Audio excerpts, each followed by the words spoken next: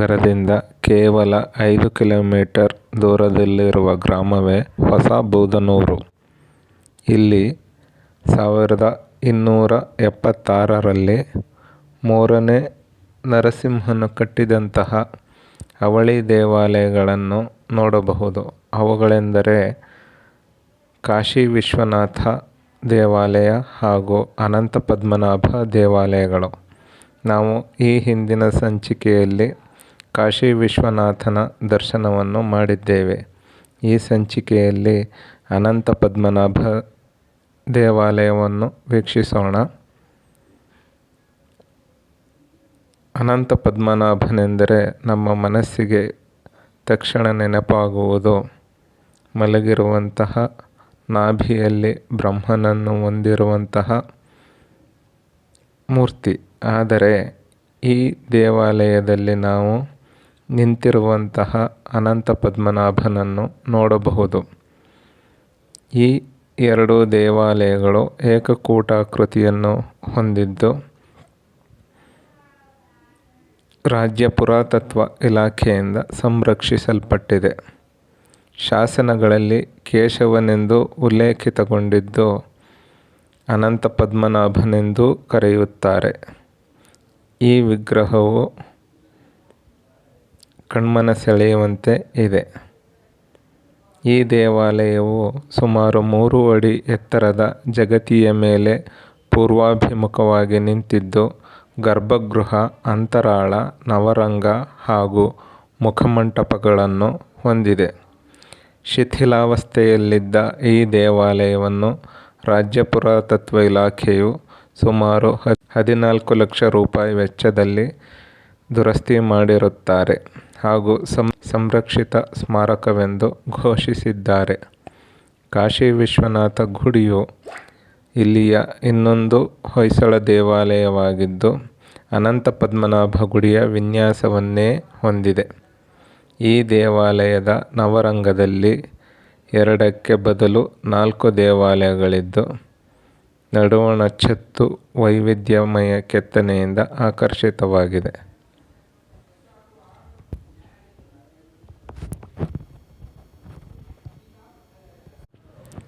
ಗರ್ಭಗುಡಿಯಲ್ಲಿ ಗರುಡ ಪೀಠದ ಮೇಲೆ ಸ್ಥಾನಿಕ ಭಂಗಿಯಲ್ಲಿರುವ ಕೇಶವನ ಆಳೆತ್ತರದ ಶಿಲ್ಪದ 4 ಕೈಗಳಲ್ಲಿ ಚಕ್ರ, ಅಷ್ಟಬಂಧ, ಗದೆ ಹಾಗೂ ಶಂಖಗಳಿವೆ. ಪ್ರಭಾವಳಿಯಲ್ಲಿ ದಶಾವತಾರದ ಕೆತ್ತನೆಯಿದ್ದು ಎಡಬಲದಲ್ಲಿ ಶ್ರೀದೇವಿ ಹಾಗೂ ಭೂದೇವಿಯವರಿದ್ದಾರೆ. ನವರಂಗದ 2 ಕಿರು ದೇವಾಲಯಗಳಿದ್ದು ಇದರಲ್ಲಿ ಇತ್ತೀಚಿನ ಗಣಪತಿ ಹಾಗೂ ಲಕ್ಷ್ಮೀ ಶಿಲ್ಪಗಳಿವೆ. ನವರಂಗದ ನಡುವಣ ಕಂಬ ಲೇತ್ನಿಂದ ನಿರ್ಮಿತವಾಗಿದ್ದು ಛಾವಣಿಯಲ್ಲಿ ಕಮಲಗಳನ್ನು ನೋಡಬಹುದಾಗಿರುತ್ತದೆ. ಮುಂದಿರುವ ಮುಖಮಂಟಪದಲ್ಲಿ ಕಕ್ಷಾಸನವಿದೆ. ಇದು ವಿಶೇಷ ಆಸನದ ವ್ಯವಸ್ಥೆಯಾಗಿರುತ್ತದೆ. ಇದೇ ರೀತಿಯ ಕಕ್ಷಾಸನಗಳನ್ನು ಹಲವಾರು ದೇವಾಲಯಗಳಲ್ಲಿ ನಾವು ಕಾಣಬಹುದಾಗಿದೆ. ಉದಾಹರಣೆಗೆ ಬನವಾಸಿ, ಎಡತಲೆ ಇತ್ಯಾದಿ. ಗರ್ಭಗುಡಿ, ಅಂತರಾಳ ಹಾಗೂ ನವರಂಗಗಳ ಬಾಗಿಲುವಾಡಗಳು ಪಂಚ ಹಾಗೂ ಸಪ್ತಶಾಖಾಲಂಕಾರಗಳಿಂದ ಕೂಡಿದ್ದು 6 ಪಟ್ಟಿಕೆಗಳ ಮೇಲೆ ನಿಂತಿರುವ 2 ಹಂತಿಯ ಭಿತ್ತಿಯು ನಿರಾಡಂಬರವಾಗಿದೆ. ಬೇರೆ ದೇವಾಲಯಗಳಲ್ಲಿ ಕಾಣುವಂತಹ ಯಾವುದೇ ವಿಶೇಷ ಕೆತ್ತನೆಗಳು 6 ಪಟ್ಟಿಕೆಯಲ್ಲಿ ನಾವು ಕಾಣಲಾಗುವುದಿಲ್ಲ. ಅಲಂಕಾರಿಕ ಸ್ತಂಭ, ದ್ವಾರಗೋಪುರ, ಸ್ತಂಭಗೋಪುರಗಳಿಂದ ಅಲಂಕೃತಗೊಂಡಿದ್ದು ಸುಂದರವಾದಂತಹ ದ್ರಾವಿಡ ಶಿಖರ, ಸುಖನಾಸಿನಿಗಳನ್ನು ನೋಡಬಹುದಾಗಿದೆ. 1276ರಲ್ಲಿ ಈ ಗ್ರಾಮಕ್ಕೆ ಉದ್ಭವ ಸರ್ವಜ್ಞ ಪದ್ಮನಾಭಪುರ ಎಂಬ ಹೆಸರಿದ್ದು ಒಂದು ಪ್ರಮುಖ ಶೈಕ್ಷಣಿಕ ಕೇಂದ್ರವಾಗಿತ್ತು ಎಂದು ತಿಳಿದುಬಂದಿರುತ್ತದೆ. ಹೊಯ್ಸಳ ಕಾಲದಲ್ಲಿ ಅಗ್ರಹಾರ ರೂಪುಗೊಳ್ಳುವಾಗ ಊರಿನ ಕೇಂದ್ರ ಭಾಗದಲ್ಲಿ ವಿಷ್ಣು ದೇವಾಲಯವು ಈಶಾನ್ಯ ಭಾಗದಲ್ಲಿ ಶಿವನ ದೇವಾಲಯವನ್ನು ನಿರ್ಮಿಸಿರುವುದನ್ನು ನಾವು ಕಾಣಬಹುದು. ಅದೇ ರೀತಿ ಈ ಗ್ರಾಮದಲ್ಲಿಯೂ ಸಹ ಊರಿನ ಮಧ್ಯಭಾಗದಲ್ಲಿ ಅನಂತ ಪದ್ಮನಾಭ ದೇವಾಲಯವನ್ನು, ಈಶಾನ್ಯ ಭಾಗದಲ್ಲಿ ಕಾಶಿ ವಿಶ್ವನಾಥನ ದೇವಾಲಯವನ್ನು ಕಾಣಬಹುದು. ಊರಿನ ಪ್ರಾರಂಭದಲ್ಲಿಯೇ ಕೆರೆಯು ಇದ್ದು, ಈ ಕೆರೆಯು ಬೂದನೂರು ಗ್ರಾಮವನ್ನು ಹೊಸ ಬೂದನೂರು ಹಾಗೂ ಹಳೆ ಬೂದನೂರು ಎಂದು ವಿಭಾಗಿಸಲು ಸಹಕಾರಿಯಾಗಿದೆ. ಈ ಕೆರೆಯೂ ಸಹ ಅತ್ಯಂತ ಪುರಾತನವಾಗಿದ್ದು ಐತಿಹಾಸಿಕ ಕೆರೆಯಾಗಿದೆ. ಈ ದೇವಾಲಯದಲ್ಲಿಯೇ ಮತ್ತೊಂದು ವಿಶೇಷವಿದ್ದು, ಅದೆಂದರೆ ಈ ಶಿಲಾಶಾಸನ. ಈ ಶಿಲಾಶಾಸನವು ಆ ಕಾಲಘಟ್ಟದ ಹಲವಾರು ಸ್ಥಳೀಯ ಗ್ರಾಮಗಳ ಹೆಸರನ್ನು ಹೊಂದಿರುವುದರಿಂದ ಅತ್ಯಂತ ಪ್ರಮುಖ ಶಾಸನವಾಗಿದೆ. ಈ ಶಾಸನದಲ್ಲಿ ಮಂಡ್ಯ ಹೆಸರಿನ ಶಾಸನ ಹೊಂದಿದೆ. ಈ ಶಾಸನದಲ್ಲಿ ಮಂಡ್ಯ ಎಂದು ಉಲ್ಲೇಖಿತವಾಗಿದ್ದು, ಆ ಕಾಲಘಟ್ಟದಲ್ಲಿಯೂ ಸಹ ಈ ಗ್ರಾಮವನ್ನು ಮಂಡ್ಯ ಎಂದೇ ಕರೆಯುತ್ತಿದ್ದುದಕ್ಕೆ ಈ ಶಾಸನವು ಸಾಕ್ಷಿಯಾಗಿದೆ. ಮಂಡ್ಯ ಎಂದು ಉಲ್ಲೇಖಿತಗೊಂಡಿರುವ ಪ್ರಪ್ರಥಮ ಶಾಸನ ಇದೆಂದು ಹೇಳಬಹುದು.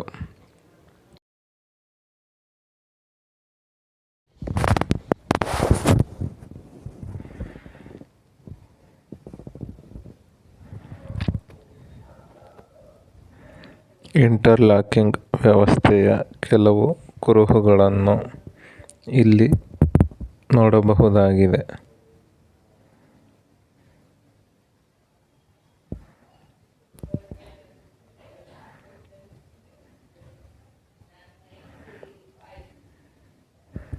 ಇದೊಂದು ದೀಪಸ್ತಂಭವಾಗಿದ್ದು ಶಿಥಿಲಗೊಂಡಿದೆ.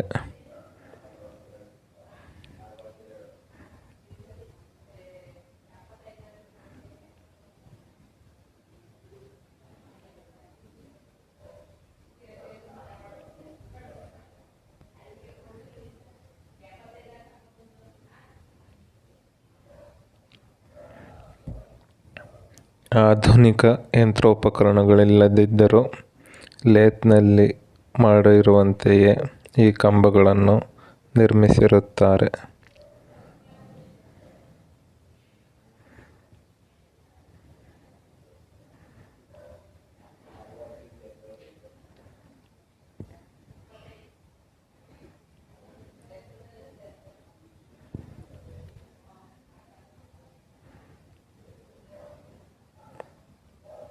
ದೇವಾಲಯದಲ್ಲಿನ ಕಕ್ಷಾಸ್ಥಾನವನ್ನು ನಾವು ನೋಡಬಹುದು.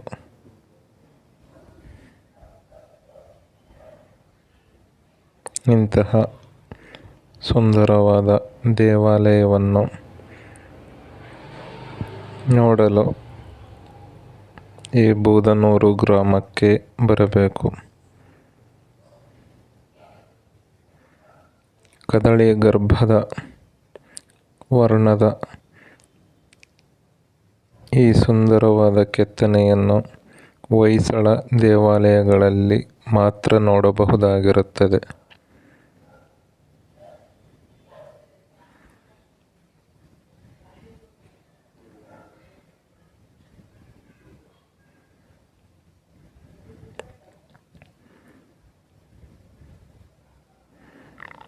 ಈಗಾಗಲೇ ತಿಳಿಸಿದಂತೆ ದೇವಾಲಯದ ಒಳಭಾಗದಲ್ಲಿರುವ 2 ಚಿಕ್ಕ ಗುಡಿಗಳಲ್ಲಿ ಇತ್ತೀಚಿನ ಗಣಪ ಹಾಗೂ ಲಕ್ಷ್ಮಿಯ ವಿಗ್ರಹವನ್ನು ನೋಡಬಹುದು.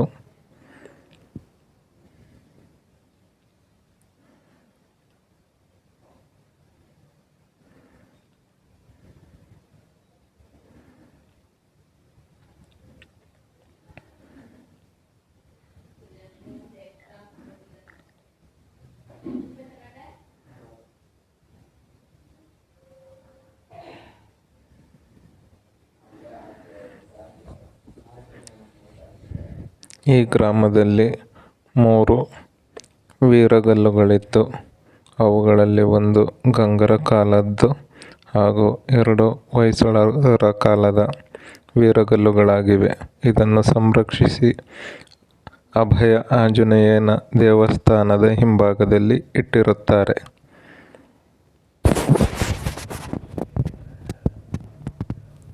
ಇಲ್ಲಿ ನೋಡುತ್ತಿರುವುದೇ ಆ ವೀರಗಲ್ಲುಗಳು. ಗಂಗರ ಕಾಲದ ವೀರಗಲ್ಲು, ಹೊಯ್ಸಳರ ಕಾಲದ ವೀರಗಲ್ಲುಗಳು.